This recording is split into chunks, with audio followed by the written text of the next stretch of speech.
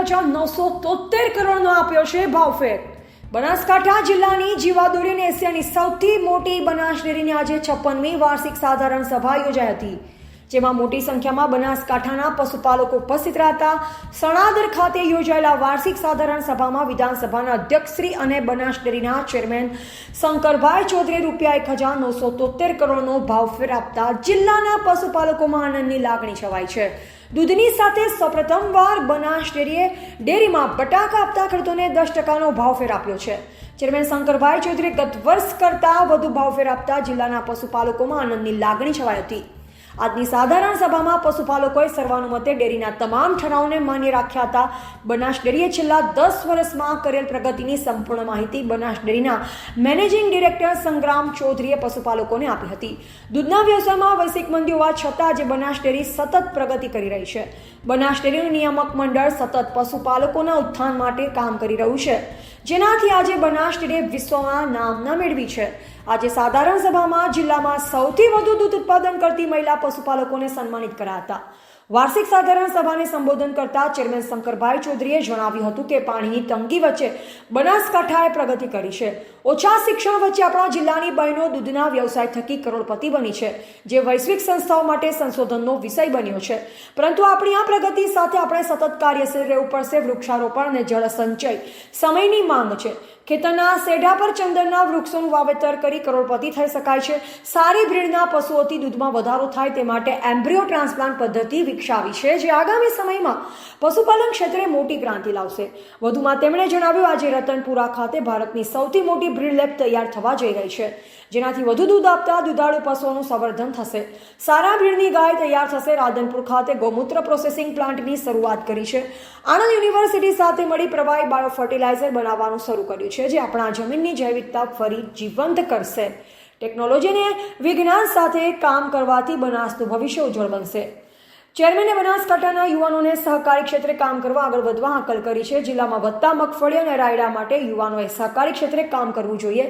યુવાનોની તમામ મદદ માટે તેમણે તૈયારી દર્શાવી છે। સહકારી પ્રવૃત્તિ વધુ વેગવાન બનાવવા માટે તેમણે સણાદર ખાતે સહકારી સંસ્થા માટે તેમણે ટ્રેનિંગ ઇન્સ્ટિટ્યૂટ સ્થાપવાની તૈયારી દર્શાવી છે। ત્યારે જિલ્લાના વધુમાં વધુ યુવાનો સરકારી નોકરીમાં જોડાતા થાય તે માટે આ વર્ષે બનાસ ડેરી ગાંધીનગરમાં ટ્રેનિંગ ઇન્સ્ટિટ્યૂટની સ્થાપના કરશે।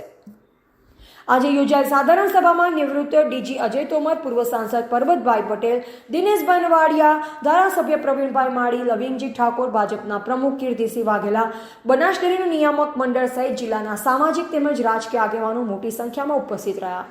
એવા જયંતિભાઈ ઠક્કર, સિહોરી, કાંકરેજ। બનાસ ડેરીએ પશુપાલકોને જે નાણાં દર વર્ષે એને ચૂકવાય તેના સિવાય વધારાના નાણાં એ લગભગ 1800 કરોડ કરતાં વધારે નાણાં એના ખાતામાં એક્સ્ટ્રા જમા થાય। બનાસકાંઠાની આખી ઇકોનોમીને એનો ફાયદો થશે અને સહકારિતાની સફળતા છે। દેશના પ્રધાનમંત્રી મોદી સાહેબે દેશમાં અલગ સહકારિતા મંત્રાલયની શરૂઆત કરીને ગુજરાતના સપૂત અમિતભાઈ શાહ સાહેબને એના મિનિસ્ટર બનાવ્યા। એ પછી સહકારિતાની શરૂઆતમાં ઓર ગતિ આવી। આવનારો સમય દરેક એગ્રીકલ્ચર કોર્પની અંદર પણ સહકારિતા આવે તે માટે પણ ઘણા બધા નિર્ણયો કર્યા છે અને 1 કરોડ કરતાં પણ વધારે રકમનું દૂધની આવક મેળવતા હોય તેવા બહેનોનું આજે સન્માન એ સાચા અર્થમાં મહિલા સશક્તિકરણનું કામ છે અને નારી શક્તિના પૂજનનું પણ કામ છે। દર વર્ષે દૂધમાં ભાવફેર મળતો હતો, આ ફેર પ્રથમવાર બટાકાના શું કહે છે, કેટલો ખેડૂતો? અમે પહેલાં વાત કરી હતી કે દૂધમાં તો આ ક્રાંતિ કરી, પરંતુ બટાકાની અંદર પણ આ કામ કરી શકાય। તો બટાકાની રકમ જે આપી હતી તેના સિવાય વધારાના એક્સ્ટ્રા 10% ભાવ ફેર, એટલે વધારાનો પ્રોફિટ પણ બટાકા જે પકવ્યા છે એ ખેડૂતોને પણ આ વખતે આપવાનો નિર્ણય કર્યો છે। રાજપૂત છે। હું બનાસકાંઠા જિલ્લાના લાખણી તાલુકાના ગણતા ગામની વતની છું। મિત્રો, આજે ખૂબ જ ગર્વની વાત છે કે આપણો બનાસકાંઠા જિલ્લો આજે પ્રગતિના પંથે છે। આજે મહિલા પશુપાલકો આટલી બહોળા પ્રમાણમાં દૂધ ભરાઈ અને પ્રગતિના પંથે છે। અને આજે સણાદર ખાતેની 56મી સાધારણ સભામાં અમે દિયોદરના સણાદર પ્લાન્ટ ખાતે આવ્યા હતા અને આજે શંકરભાઈ ચૌધરી સાહેબે બધાને ખૂબ સંતોષકારક દૂધ વધારો પણ મળ્યો છે, જે બદલ અમે નિયામક મંડળ અને શંકરભાઈ ચૌધરી સાહેબના ખૂબ જ આભારી છીએ.